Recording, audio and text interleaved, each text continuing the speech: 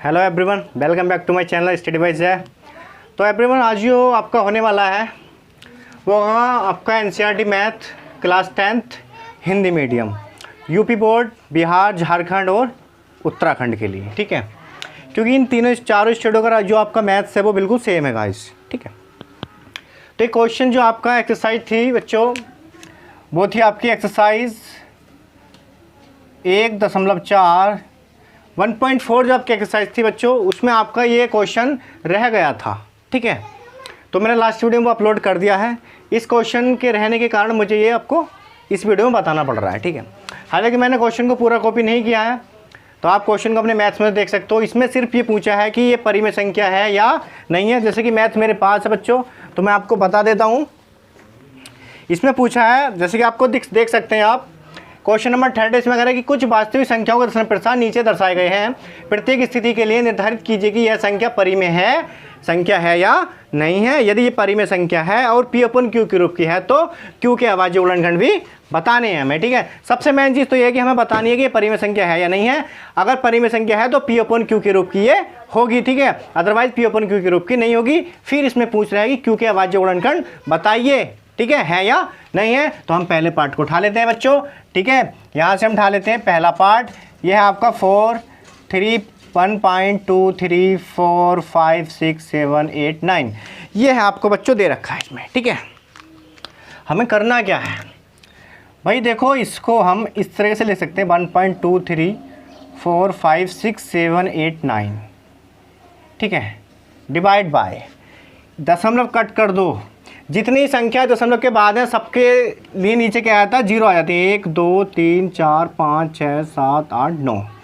तो नीचे कितनी रहते हैं बच्चों, 9 0 आ जाते हैं। देखो 1, 2, 3, 4, ये 9 है, 9 अंक है दशमलव के बाद, तो नीचे कितने रह जाएंगे, 9 0 नीचे आ जाएंगे। 1, 2, 3, 4, 5, 6, 7, 8, 9 0 आ गए हैं। अब मैं इसको कैसे लिख सकता हूँ, देखो ये तो ऐसे आ जाएगा आपका बच्चों, 1, 2, 3, 4, 5, 6, 7, 8, 9 ऐसे आ गया आपका बच्चों। ये आ जाएगा 10 की पावर 9, क्योंकि ये P/Q के रूप का बन गया है, ठीक है। तो ये क्या हो गया, P/Q के रूप का है, तब संख्या परिमेय होगी।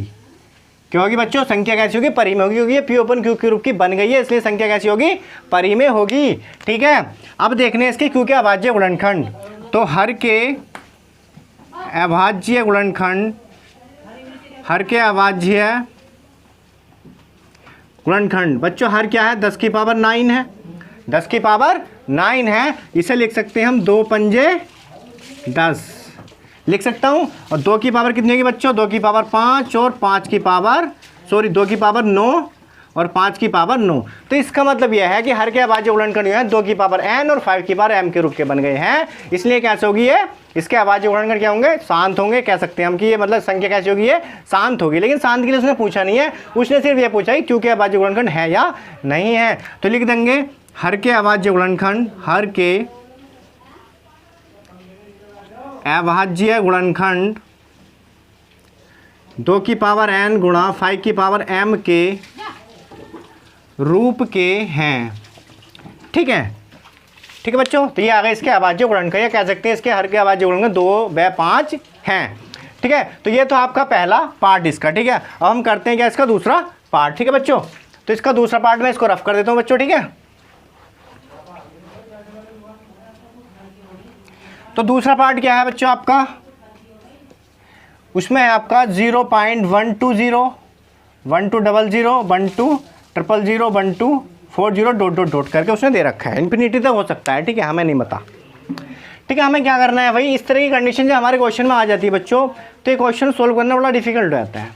क्योंकि ये क्या करता है, रिपीटेशन करता रहता है, ये बार बार ऐसे ही आता रहेगा, फिर 1 0 और बढ़ जाएगा, फिर 1 0 और बढ़ जाएगा। तो ठीक है, तो इसे हम P/Q के रूप का लिख सकते हैं कि नहीं लिख सकते, पहले तो ये जानना बड़ा ज़रूरी है। P/Q के रूप कैसे लिख सकते हैं या नहीं लिख सकते, ये जानना बहुत ज़रूरी है हमारे लिए, ठीक है। अब भाई ये तो बार बार ऐसा आता ही रहेगा, इसका मतलब यह है कि ये परिमेय संख्या तो नहीं हो सकता, क्योंकि इसे हम P/Q के रूप का नहीं लिख सकते। तो ये लिख देंगे संख्या को, लिख देंगे संख्या 0.120 120 1200 12 ये आ गया आपका 40। ठीक है, क्या ऐसी संख्या बच्चों एक शांत है? इतने इतने का संख्या इतने का दशमलव प्रसार कैसा है? अशांत है। कैसा है? अशांत है। भाई जब इसका दशमलव प्रसार अशांत है और इसे हम पी ओपन क्यू के रूप का भी नहीं लिख सकते हैं, इसका मतलब क्या हो गया कि संख्या क्या कहते हैं, इसे हम पी ओपन क्यू के रूप में, इसे हम पी ओपन क्यू के रूप में नहीं लिख सकते, नहीं लिख सकते। अतः संख्या कैसी होगी बच्चों? अतः संख्या अपरिमेय होगी।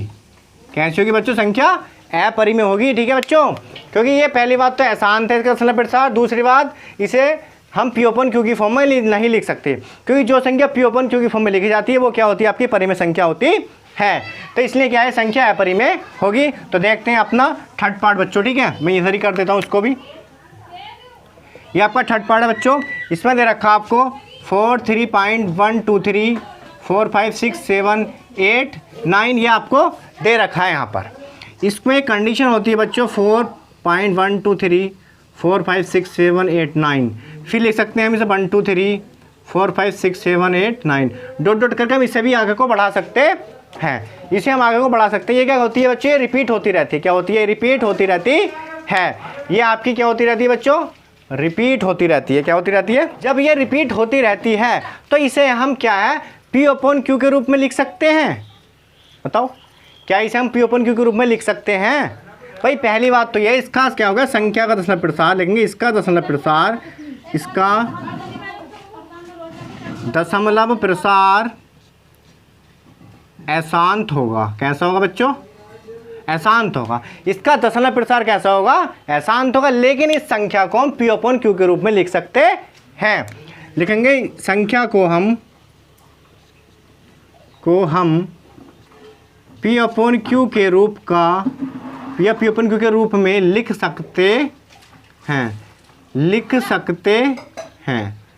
जब इसे पी ओपन क्यू के रूप में हम लिख सकते हैं तो देखो इसके अभाज्य गुणनखंड ये होंगे आपके 2 और 5 के अतिरिक्त और भी होंगे। क्या होंगे? 2 या 5 के अतिरिक्त और भी होंगे। जब इसे हम पी ओपन क्यू के रूप में लिख सकते हैं तो संख्या कैसी होगी? ये परिमेय तो होगी, लेकिन इसके अभाज्य गुणनखंड 2 और 5 के अतिरिक्त और भी होंगे।